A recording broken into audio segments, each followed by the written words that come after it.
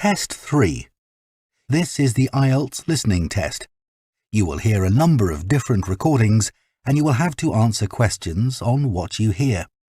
There will be time for you to read the instructions and questions and you will have a chance to check your work. All the recordings will be played once only. The test is in 4 parts. At the end of the test, you will be given 10 minutes to transfer your answers to the answer sheet. Now turn to Part 1.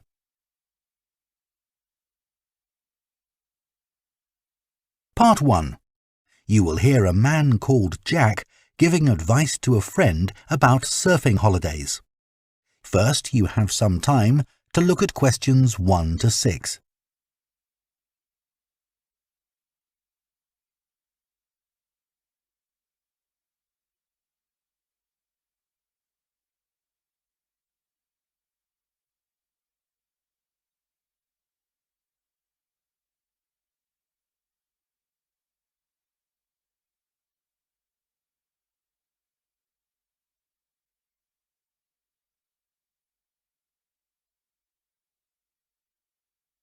Now listen carefully and answer questions 1 to 6. Jack, I'm thinking of taking the kids to the seaside on a surfing holiday this summer, and I wanted to ask your advice, as I know you're such an expert. Well, I don't know about that. But yes, I've done a bit of surfing over the years. I'd thoroughly recommend it. I think it's the kind of holiday all the family can enjoy together. The thing about surfing is that it's great for all ages and all abilities. My youngest started when he was only 3. Wow! But it's quite physically demanding, isn't it? I've heard you need to be pretty fit. Yes, you'll certainly learn more quickly and won't tire as easily. Well, that should be okay for us.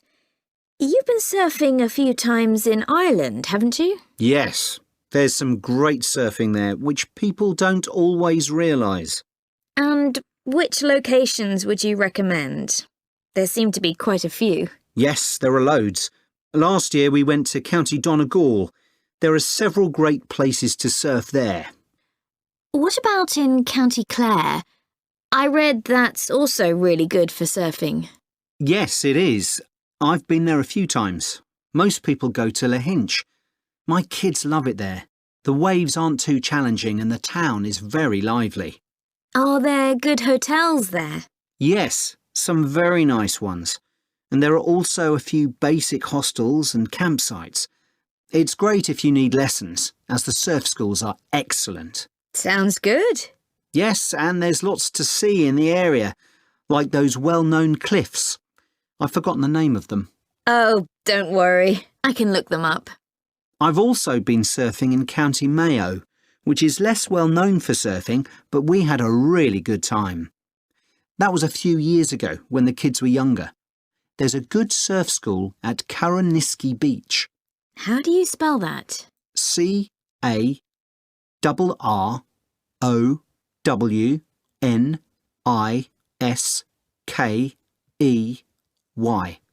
OK.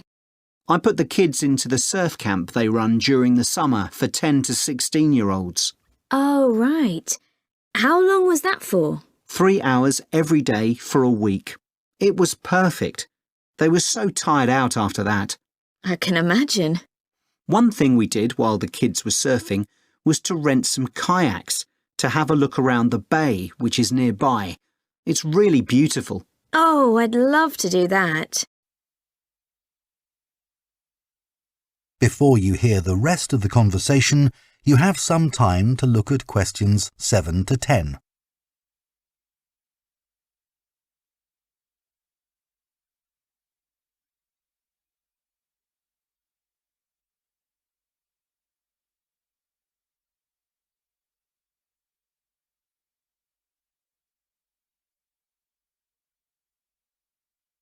Now listen and answer questions 7 to 10.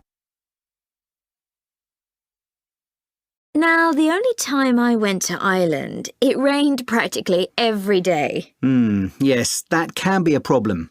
But you can surf in the rain, you know. It doesn't have the same appeal somehow. Well, the weather's been fine the last couple of years when I've been there, but actually it tends to rain more in August than in the spring or autumn. September's my favourite month because the water is warmer then.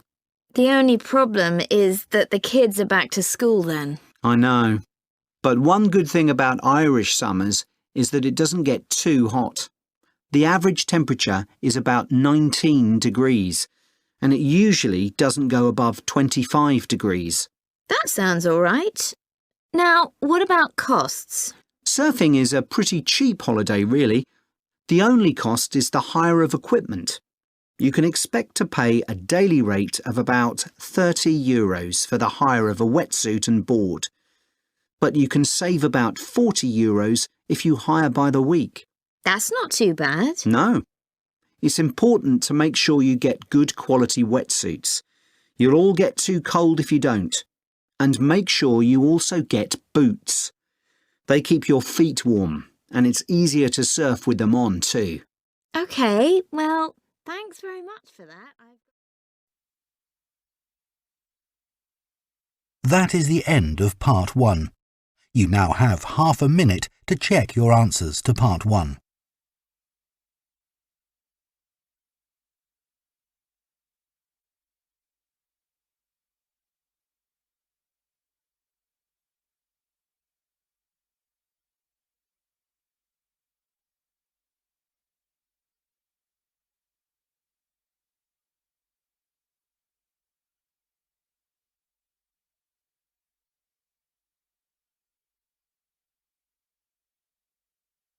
Part 2. You will hear the manager of a childcare service at a primary school talking to parents at an open day about the school's childcare service offered before and after school. First, you have some time to look at questions 11 to 15.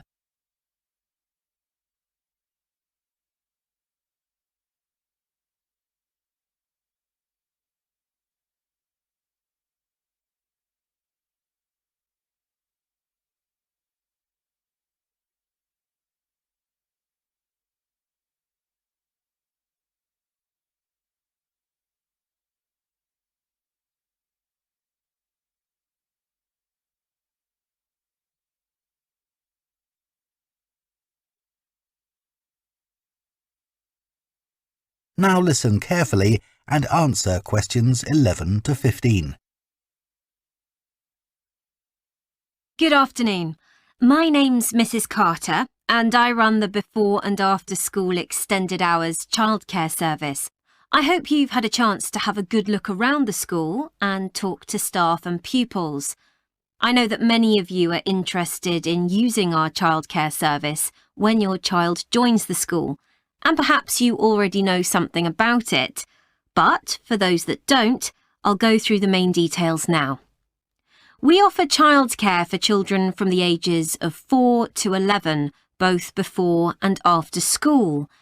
I know that many parents who work find this service invaluable. You can leave your child with us, safe in the knowledge that they will be extremely well cared for. We are insured to provide care for up to 70 children, although we rarely have this many attending at any one session. I think we generally expect around 50 to 60 children for the afternoon sessions, and about half that number for the breakfast sessions. Although we currently do have 70 children registered with us, not all of these attend every day. It's 10 years since we began offering an extended hours service, and we've come a long way during that time. When we first opened, we only had about 20 children attending regularly. We try to keep our costs as low as we can, and we think we provide very good value for money. For the afternoon sessions, which run from 3:30 until 6 p.m, it's £7.20. But if you prefer, you can pay for 1 hour only, which costs £3.50, or 2 hours, which costs £5.70. The cost of the childcare includes food and snacks. They'll be given breakfast in the morning and in the afternoon, a healthy snack as soon as they finish school. At 5 p.m, children are given something more substantial, such as pasta or a casserole. Please inform us of any allergies that your child might have, and we'll make sure they're offered a suitable alternative. As you may know, the childcare service runs through the school holidays from 8 a.m. to 6 p.m. We offer a really varied and exciting programme to keep the children entertained. We don't want them to feel as if they are still at school. It will also feel different because they'll get the chance to make new friends with children from other schools. Spaces are available for them because a lot of our term time children don't always attend during the holiday. In the past, parents have asked if children over the age of 11 are allowed to come with their younger brothers and sisters, but I'm afraid we're unable to do this because of the type of insurance we have. Before you hear the rest of the talk, you have some time to look at questions 16 to 20.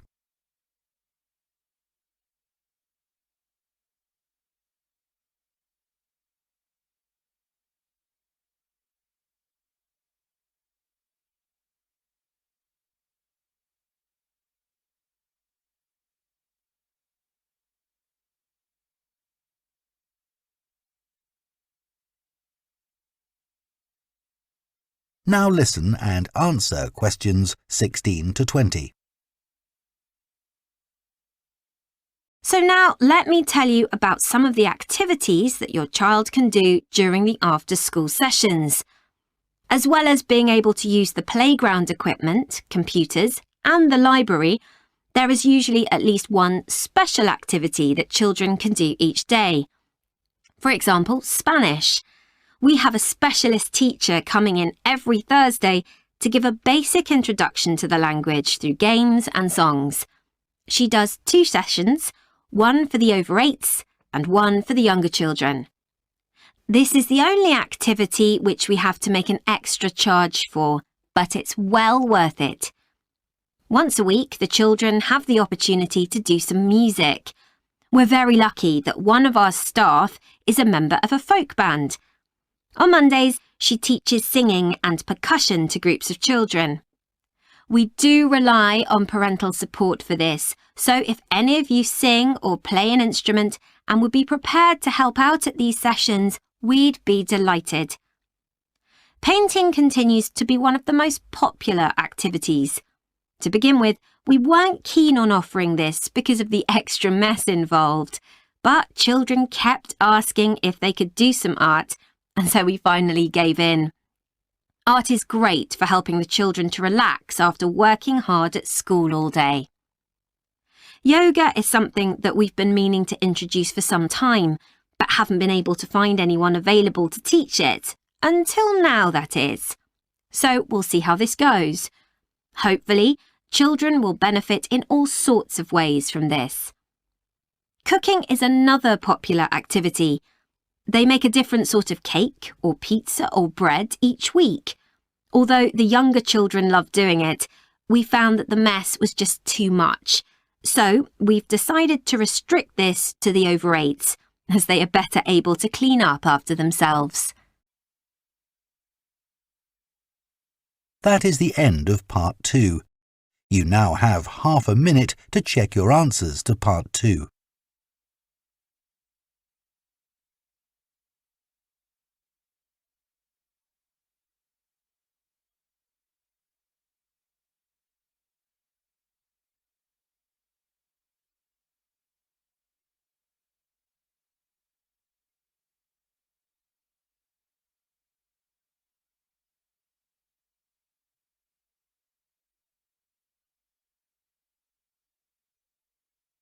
Part 3. You will hear Holly, a student on an events management course, talking to her tutor about her work placement. First, you have some time to look at questions 21 to 24.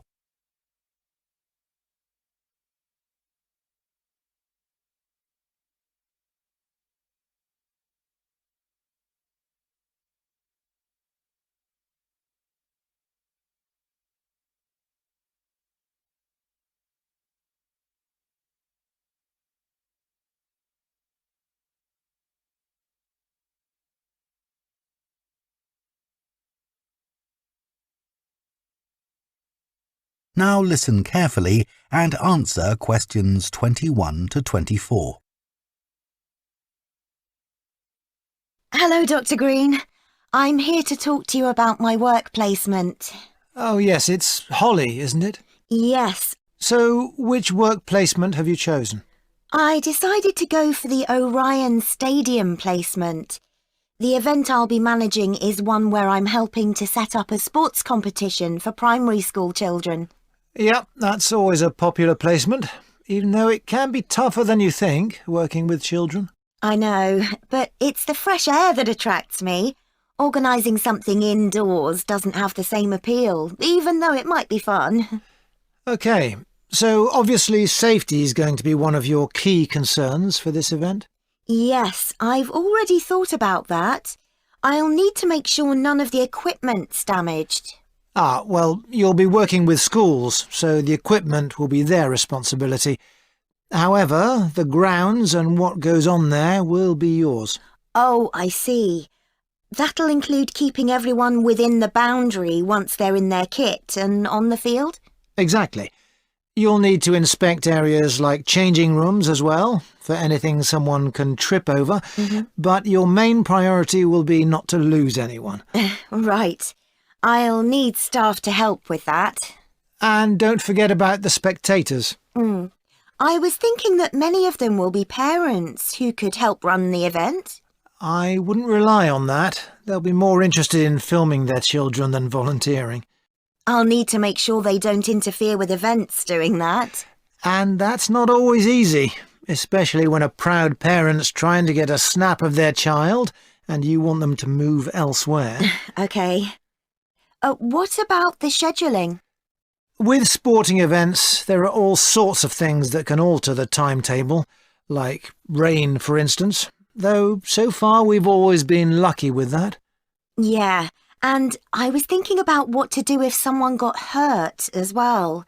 I know that last year that caused a terrible delay. You have to be prepared for such things. Oh, what if a match ends in a draw? Do you let the teams keep going until someone wins? That'll be up to you. And again, you need to plan for it. Right. Before you hear the rest of the discussion, you have some time to look at questions 25 to 30.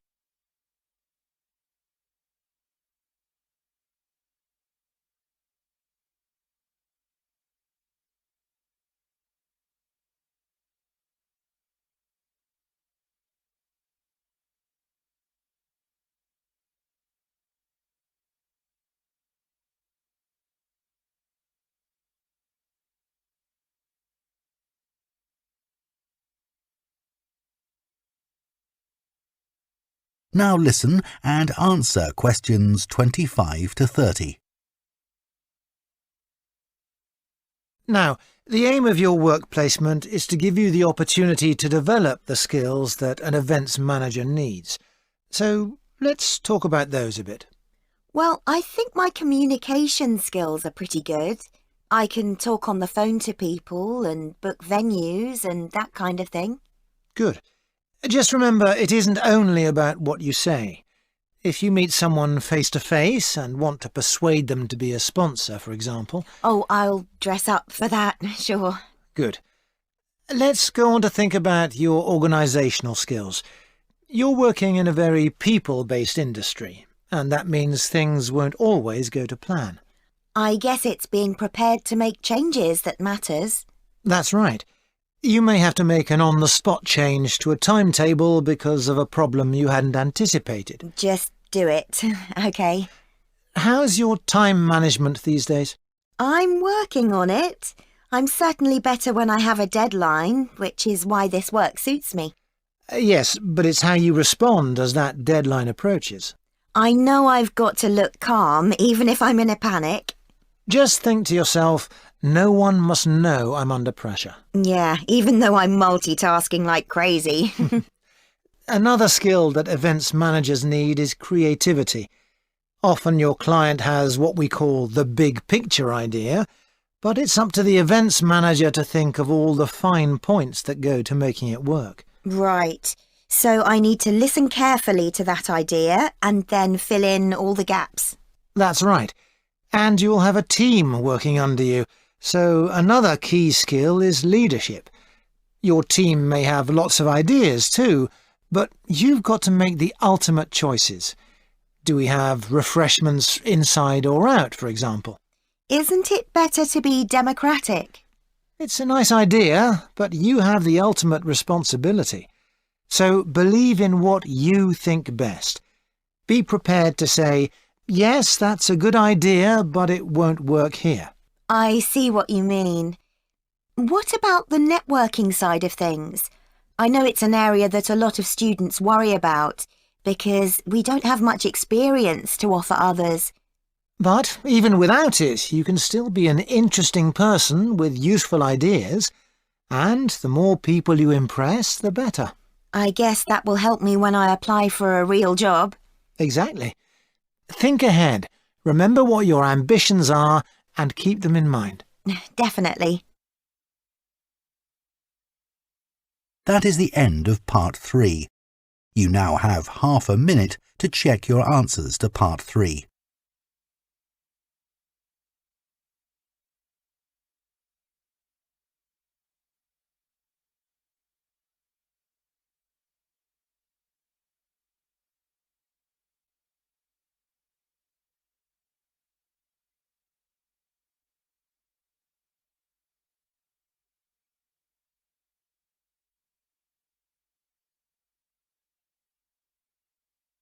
Part 4. You will hear a zoology student giving a presentation on bird migration. First, you have some time to look at questions 31 to 40.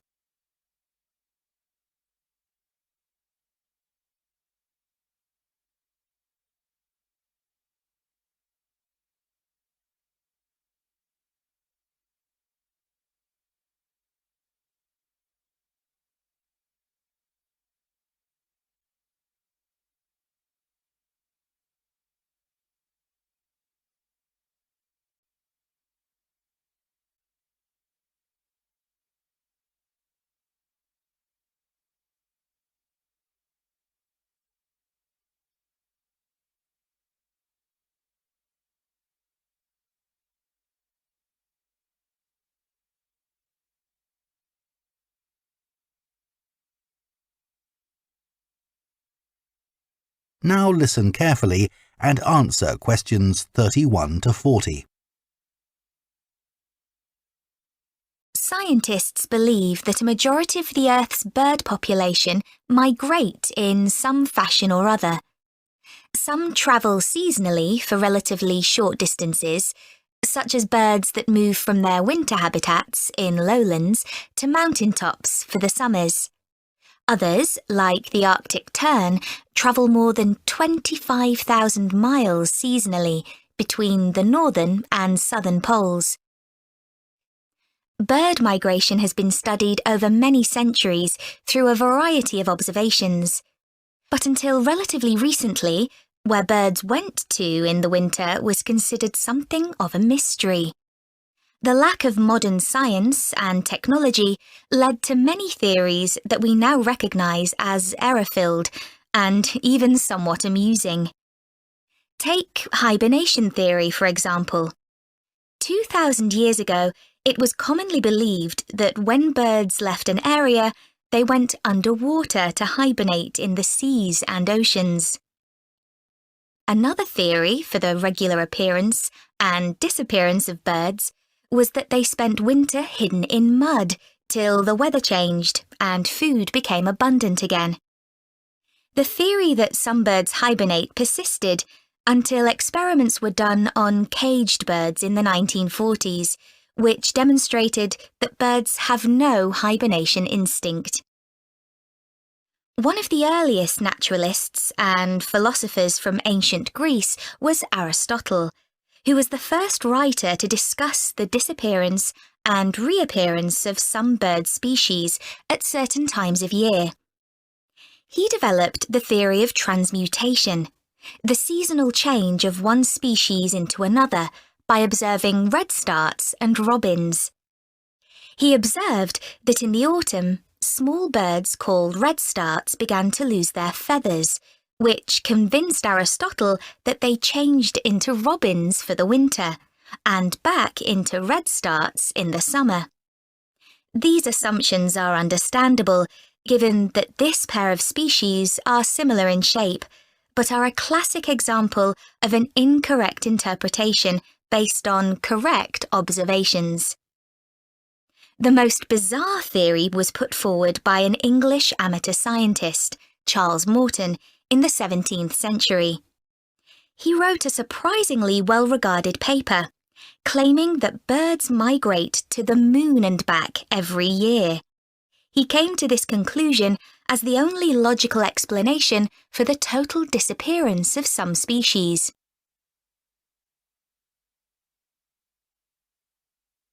One of the key moments in the development of migration theory came in 1822, when a white stork was shot in Germany. This particular stork made history because of the long spear in its neck, which, incredibly, had not killed it. Everyone immediately realised this spear was definitely not European. It turned out to be a spear from a tribe in Central Africa.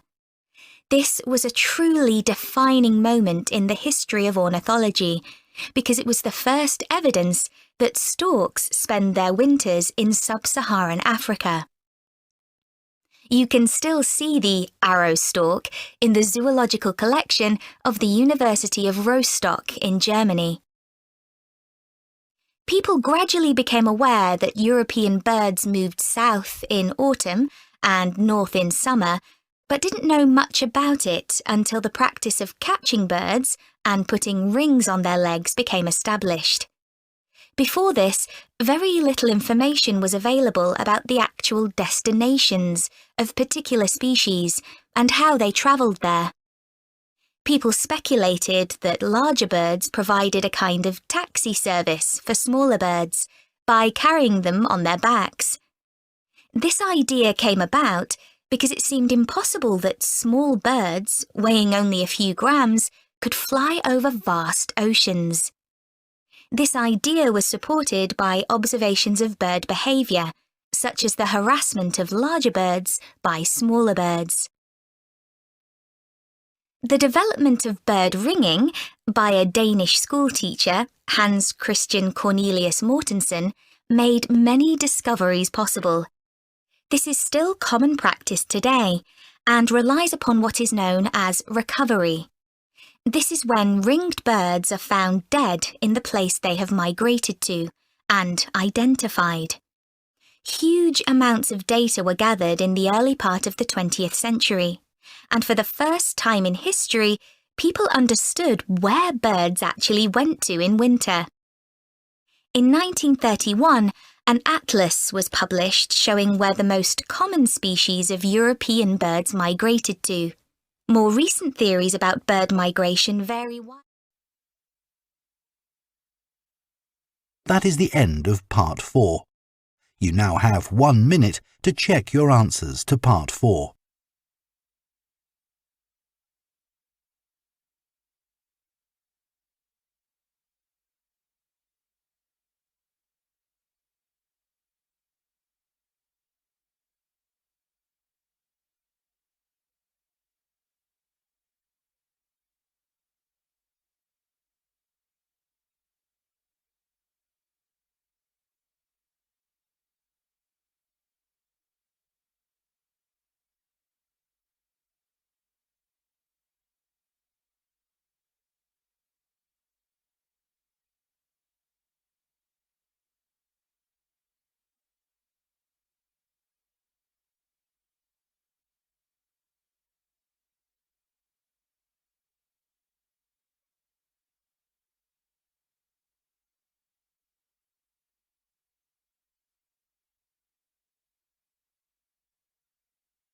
That is the end of the listening test. In the IELTS test, you would now have 10 minutes to transfer your answers to the answer sheet.